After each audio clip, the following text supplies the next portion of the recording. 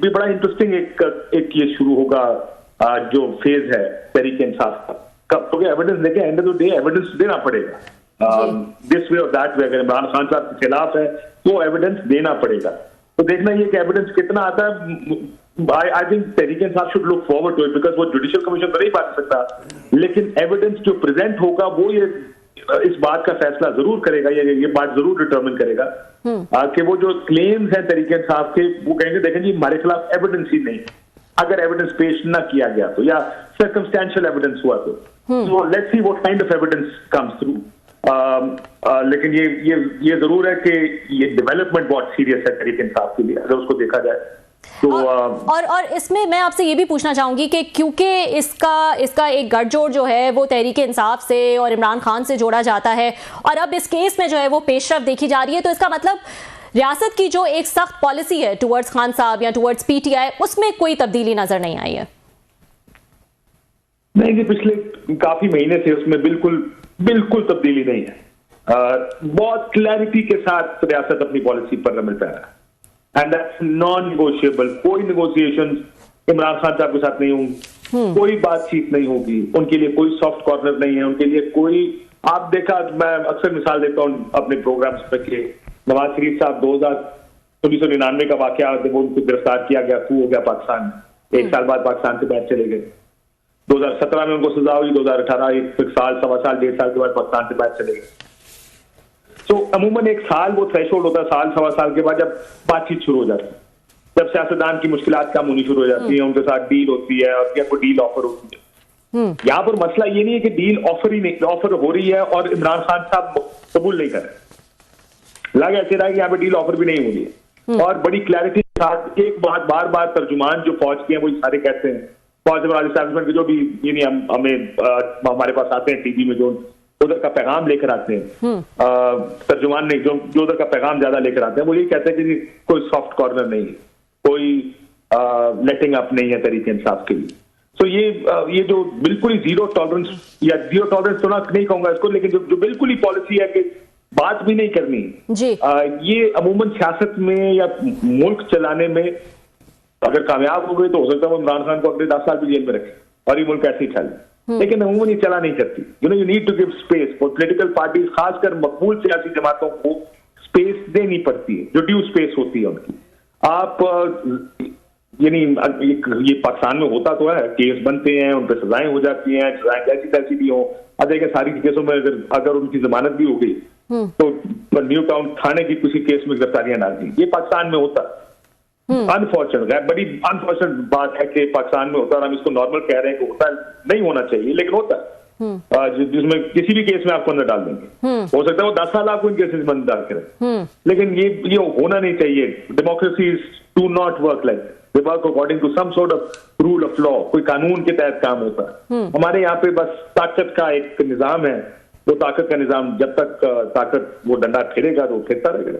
हाँ, लेकिन आपको नहीं लगता काशिफ के ये मुज़ाकरात का ऑप्शन जो है वो इतने टाइम से था खान साहब के पास, अब जाके जो है ऐसा लगता है कि उसमें कुछ सीरियसनेस नजर आई है कि उन्होंने 5 रुकनी कमेटी जो है वो भी बना दी है, लेकिन अब जब वो सीरियस हुए हैं तो आगे से कोई रिस्पांस जो है वो नहीं आ रहा है। सो थोड़ा सा लेट हो गए हैं वो ये सोचने में कि एक मुज़ाकराती कमेटी बनाई जाए और एक सीरियस टर्म्स पे जो है वो मुज़ाकरात के लिए तैयार है। बल्कि उमर अयूब साहब ने तो कह दिया कि इंसान हो या फरिश्ते हों तो हम मुज़ाकरात करने को तैयार हैं, तो ये फ्लेक्सिबिलिटी पहले भी दिखाई जा सकती थी।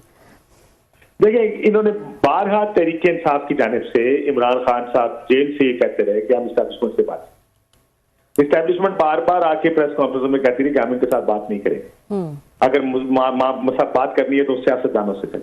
प्रॉब्लम यह है कि तहरीक इंसाफ का ये मानना है कि सियासतदान के पास हमें देने को कुछ नहीं, वो तो बेनिफिशरी है सारे 8 फरवरी का, उस सारी धांधली का, 4.7 की गवर्नमेंट है, ये हमें क्या दे सकते हैं। बात भी ठीक है, देखिए अगर आप इफेक्टिवली इस निजाम को देखें कि खड़ा किधर है, खड़ा है कि जो चीजें तहरीक इंसाफ को चाहिए, अगर वो सिर्फ एक नुक्ते पर भी बात करते हैं कि इमरान खान को रिहा कर दिया, एक नुक्ता भी अगर इमरान खान रिहा कर भी दिया जाए तो वो ही इमरान शायद इस हुकूमत को गिराने के लिए काफी होगा, क्योंकि इमरान खान साहब बाहर आके चुप तो बैठेंगे नहीं।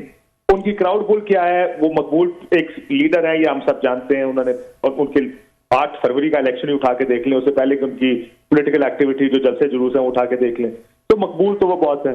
आज फवाद चौधरी साहब ये कह रहे थे कि मौलाना फजल रहमान साहब ने ये बात राना सनाउल्लाह साहब को कही कि आप इमरान खान को के साथ बातचीत करें, उसको रिहा करें। मैंने कहा उसको रिहा करने का मतलब है हुकूमत हमारी गिर जाए और फिर इलेक्शन हो, इमरान खान 2 तिहाई से ज्यादा से हुकूमत में आए और हम सारे जेल में बैठे। ये है वो खौफ तरीका इस हुकूमत का, जिस वजह से हुकूमत कोई भी किसी किस्म के बातचीत या मुज़ाकरात करना नहीं चाहती।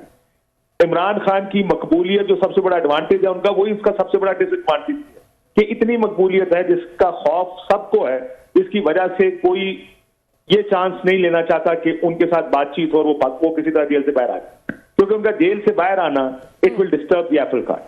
तो इसलिए ये निजाम इस तरह उस वक्त तक चल सकता है जब तक इमरान खान जेल में हो। सजा या नौ सजा वो देखें, वो एक अलग बहस है कि वो जेल में कैसा रखा जाए, उनको जबरदस्ती भी जेल में रखा जा सकता है, पाकिस्तान में तो सब होता है, लेकिन ये निजाम सिर्फ उस सूरत में चलेगा जो एक डिस्पेंसेशन बनाई गई 8 फरवरी के बाद, जब इमरान खान जेल में होंगे।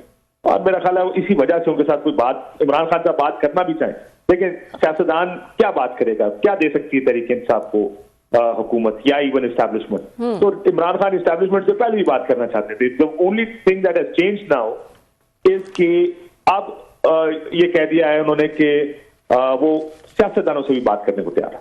ठीक है, मुझे तो ठीक है, ये बताएगा, लेकिन उसके साथ साथ वो सिविल नाफरमानी की तहरीक भी लाना चाहते हैं। इससे पहले 24 नवंबर का जो एहतजाज हुआ वो भी हम सबके सामने था। पहले तो ये कहा जा रहा था कि क्योंकि उनको पता है कि फैज अमीन साहब के हवाले से कोई बड़ी पेशरफ्त होने वाली है, इसलिए जल्दी जल्दी में ये एहतजाज की कॉल जो है वो दी गई, और फिर क्या हुआ वो हम सबके सामने है। अब वो सिविल नाफरमानी की बात कर रहे हैं। ये भी कोई एक कामयाब स्ट्रैटेजी नजर आ रही है आपको कि लोग जो हैं वो पैसे नहीं भेजेंगे या अपने बिल नहीं भरेंगे? क्या लग रहा है आपको? देखिए 2014 में मुझे आज भी वो दिन याद है जब खान साहब ने कहा एक दफा कंटेनर खड़े होकर कि कल मैं एक ऐसा ऐलान करूंगा कि आप हैरान हो जाएंगे और परेशान हो जाएंगे और सब बदल देगा। और अगले दिन खान साहब ने वो बिल जलाए थे और कहा था कि सिविल नाफरमानी। लेकिन पाकिस्तान में देखो बड़े स्पेसिफिक माहौल में सिविल नाफरमानी काम करती है। हमारे मुल्क में क्या लोग पैसे भेजना छोड़ देंगे? लोग उस रास्ते से पैसे भेजते हैं जो रेमिटेंस पाकिस्तान में आती है, जो उनके लिए सहल तरीन, आसान तरीन और मुनाफा बख्श तरीन होता है, जो उनको सबसे अच्छा एक्सचेंज रेट मिलता है, वो वहीं से आएंगे। अगर उनको बैंकिंग चैनल से मिल रहा है तो वहीं से आया करेगा पैसा, क्योंकि जो भेजने वाले हैं वो लेबर है हमारी जो बाहर के मुल्कों में काम करते हैं। लोग अपनी बिजलियां तो नहीं कटवाएंगे, गैस नहीं कटवाएंगे, तो किस तरह कामयाब होगी? Thank you so much Kashif for joining us. वक्त हुआ एक छोटे से ब्रेक का, ब्रेक के बाद हम दोबारा हाजिर होते हैं।